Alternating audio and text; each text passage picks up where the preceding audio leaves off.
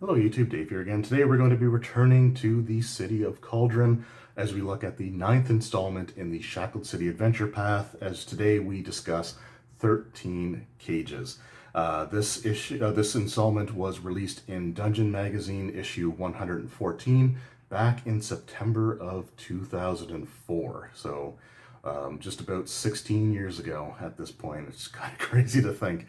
This issue was actually interesting for some other reasons that I just want to touch on really briefly before we get to the adventure itself, which honestly is pretty straightforward and there's not a lot to discuss within the events of the adventure itself in the magazine. But this was the first issue in which they did the relaunch of Dungeon Magazine and Dragon Magazine. This was also when the Polyhedron magazine was completely and totally scrapped. So Polyhedron was sort of like the Role-Playing Games Association periodical that used to come out which was connected to the Dungeon magazine. You'd have to flip them over.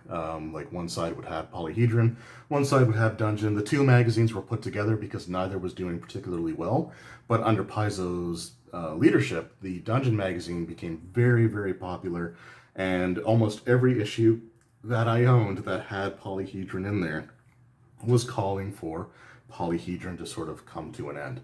So with this issue, you also have a change in the art direction of the magazines as well, since we no longer have the typical like D&D 3rd edition style border around the pages. You just have the simple white pages. Another interesting note about this magazine as well is that it has a adventure that actually takes place on the Isle of Dread. So this issue came with a map for the Isle of Dread, and the Isle of Dread would also become an important location in the Savage Tide adventure path, which would take place a few years later down the road. So I'm not saying that the two were, coincidental here by any means of or by any stretch of the imagination, but it is interesting to see that the people at Paizo just sort of always had an interest in revisiting classic places like the Isle of Dread. So just kind of neat there. With this relaunch, Dungeon Magazine was now 100% focused towards Dungeon Masters, and Dragon Magazine was now focused towards players. So in the past, Dragon Magazine might have some articles for advice for DMs or things like that, and all that would now appear in this magazine. And with Dungeon Magazine, you also had a situation where there were now guaranteed 3 adventures per magazine. One would be low level, one would be sort of a medium level, and then you had the one high level adventure. So the high level adventure that we are looking at here today is going to be the 13 Cages. So we'll just flip to that here. So here we have 13 Cages. One sort of issue that I had with the layout of this module was the fact that we no longer had the single page artwork dedicated to just the title, which it was something that I always really liked because some of those title pages were absolutely awesome, especially considering the fact that for the last few issues, the cover art of the magazine itself had nothing to do with the storyline, with the adventure path module, something that we would not see again in either of the adventure paths that followed. So it would have been nice to have had just that one full page artwork, but I'm not going to complain about it too much.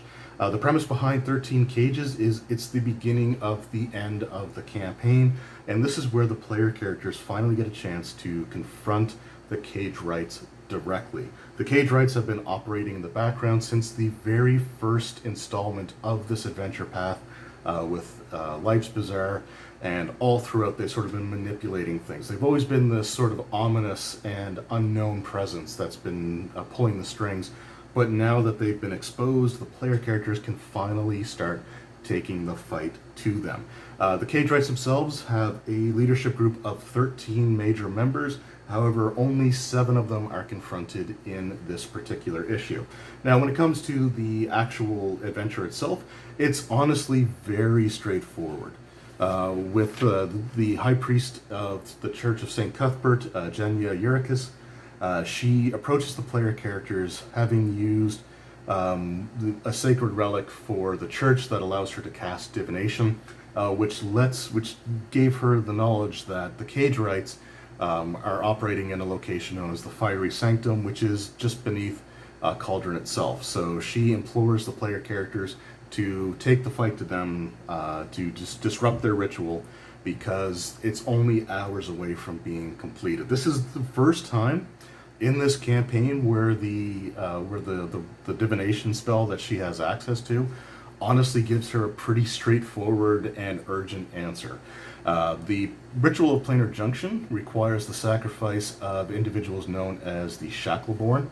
Shackleborn are individuals who have just a slight trace of Demodand blood in them, from dating back from centuries ago when Demodans were summoned to sort of interbreed with the creatures of the prime material plane, and their sacrifice is required to open up a permanent portal that links the prime material world to the prison plane of Carcery.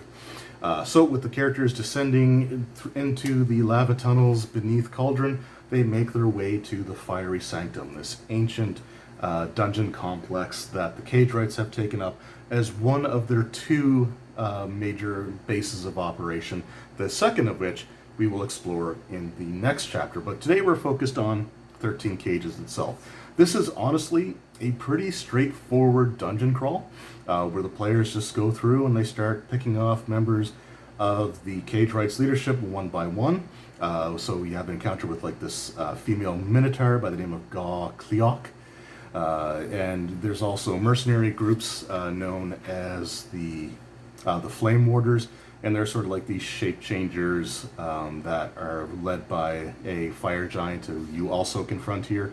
You had sort of mixed or mingled with some of them in previous adventures, so again, you get a chance to take out their leadership here.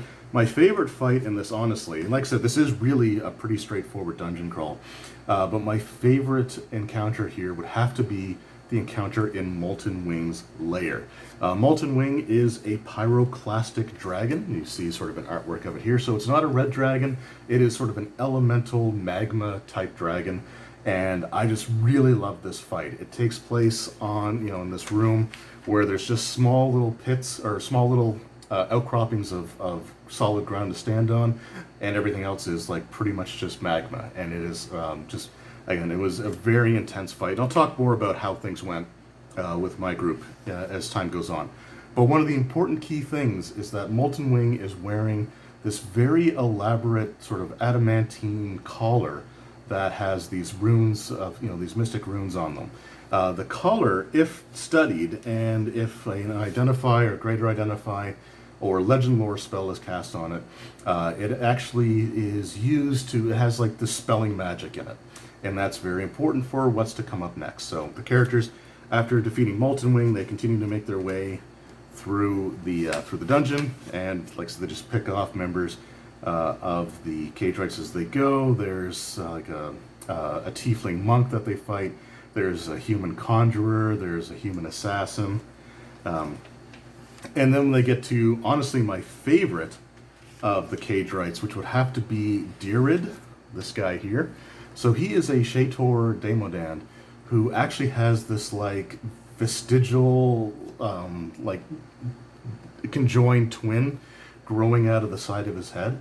And what's just so fun, like just so awesome about Dirid is there's actually two personalities. Dir, D-Y-R, which is the main body. So he gets like the physical attacks and he has spell-like abilities. But then you also have Rid, R-Y-D, who gets his own set of like mental abilities that he can do as well. So he actually has his own spell-like abilities that he can access, or can cast spells that that they both have the shared pool of. It just made for a really, really fun fight. The climax of this adventure has the characters discovering the Tree of Shackled Souls, which is this adamantine, this huge metal tree with these twisted branches, all of which end in one of the soul cages. Soul cage was something that they were able to capture a copy of, or a spare one of, all the way back in the after they returned from the Abyss, the Secrets of the Soul Pillars. They actually were able to find one of these cages, and these cages are designed to basically drain the life force from the Shackleborn, which includes two individuals that the players potentially interacted with earlier in the campaign. So in Life's Bazaar, The driving force behind that adventure was that 4 children were abducted from an orphanage as part of this slave trading ring, this underground slave trading ring. One of the children was actually one of the Shackleborn. And during the encounter with the slaver, the beholder Volanthru appears in his beholder form and demands that the child, the Shackleborn child, although he refers to him by name, is returned to him and returned to the orphanage, only to be later adopted under sort of anonymous circumstances. The second is is Zenith Splinter Shield, and the player characters were actually tasked with retrieving him from a Kuatoa stronghold all the way back in the third installment of the adventure path, at least third installment by the magazine, Zenith Trajectory. So the player characters had unwittingly rescued the last two of the Shackleborn that were necessary for this ritual. The ritual is well underway, so the characters have to find some way of deactivating the Tree of Shackled Soul, and the only way to do that is, well, there are multiple ways, but the easiest way is to use the dispersal collar taken off of Molten Wing earlier in the dungeon. So if you just wrap that around the trunk of the tree or around any of its branches, it will, over a period of time, disperse the energies that are being collected for the purposes of creating this portal, and is sort of not so harmlessly disperses them and prevents them from being used to create the portal. It does create like this huge blinding light that gives the player, that can permanently blind the characters, and it also creates sort of a little bit of a feedback which threatens to destroy the fiery sanctum itself, meaning that the characters have only a limited amount of time to escape, so they kind of have to do what they do and then get out before the dungeon itself just collapses down upon them. And that's sort of the happy ending. Now, there are 3 possible situations here that can arise from this issue, from this installment of the adventure path.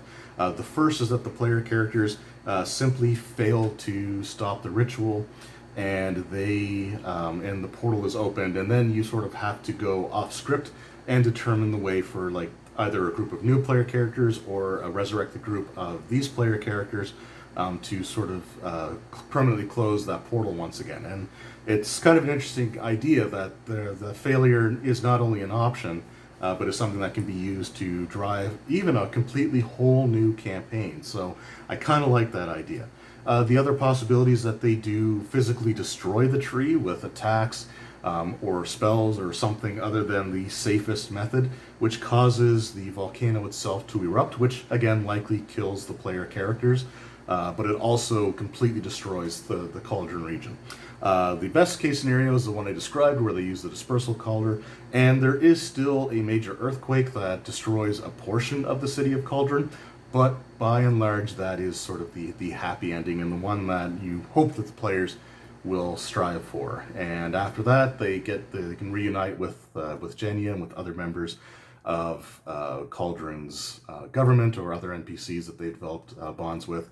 And for at least a brief moment in time, they can enjoy their victory before ultimately going after the final remaining members of the K-Trite organization, which is the subject of the next installment. So that is 13 Cages. Like I said, it's pretty straightforward. There's honestly not really a lot to talk about because unlike some previous ones that have had several different acts to go through, this is just like Lords of Oblivion. This is one real, basically straightforward dungeon crawl. But this was a really fun adventure to run, and this is one that I really enjoyed doing, and my group had a lot of fun with. It was a very memorable session, to say the very least. And in that when I was running it, things went pretty smoothly throughout. Like, it actually went really well. The only hiccup was the fight with Molten Wing, which ended up actually being pretty dang tough for them. Molten Wing had some pretty good abilities. He had a half-decent armor class. But what was interesting is because the location of his lair, which you can see here, just has like these rocky outcroppings to stand on, The characters had to sort of jump from place to place in order to get there, and it went well for the most part. But there were a few stumbles into the lava, and some damage taken that way, and a lot of cursing out the DM because the dragon kept diving underneath the magma and appearing on the other side of the room, kind of thing. But, you know, it just, to me, that sort of made sense. And this, honestly, is really where, truthfully, this campaign could have ended. This is sort of something that I will talk about in more detail later on. But this adventure really does provide a pretty satisfactory close to the Shackled City adventure path. So, you know, the issue now is how do you get the next two chapters going, because they've already stopped the ritual and they've already basically decimated the leadership of the Cage Rights to the point where it's going to be very difficult for them to regroup, and they've lost access to what they needed in order to complete their plans in the first place. But that's sort of an issue that I'll discuss, like I said, later on. But this was a very satisfying chapter to run, and I remember my players were very pleased with themselves when they were able to stop the Tree of Shackled Souls by wrapping the collar around it. But they were also incredibly angry when they discovered the remains of Zenith's Splinter Shield in one of these cages. Because that's when it clicked with them that they were manipulated all the way back then. Now, when I was running this adventure path, I started it with one group and finished it with another. Only one player was really consistent throughout both of those groups, and it was just personal issues and things that didn't allow us to complete the adventure path with the original group that I was running with. Although, honestly, I would say that the group that I finished with was the stronger group overall, and they were the ones that I would continue to run for until I ended up moving away from the town that I had lived in at that point. So, yeah, there was sort of, again, that realization moment that they were being manipulated all the way back then. So this was another sort of one of those betrayal type of situations where, again, they got kind of angry at the Dungeon Master, even though I was just running it as it was written. But it was a really fun adventure to go through. One of the things that I actually really like about it is with this one, there is that sense of urgency. So other adventures, even to this day, kind of have this problem where you don't really feel that things need to be done in the quickest possible time frame. So you have a lot of like long rests or short rests or things like that that happen in even, like I said, to this day. But with this installment, with this adventure, similar to the last one, there's really this push to just get through it. Now, to help the player characters out, Genya does give them a fully charged, so 50 charge wand of Cure Moderate Wounds, which was the second level one, as well as a handful of Cure Serious Wounds potions. So she, you know, the adventure does provide extra healing, but things like your spells, your rages, like all these other things that you have to sort of use carefully.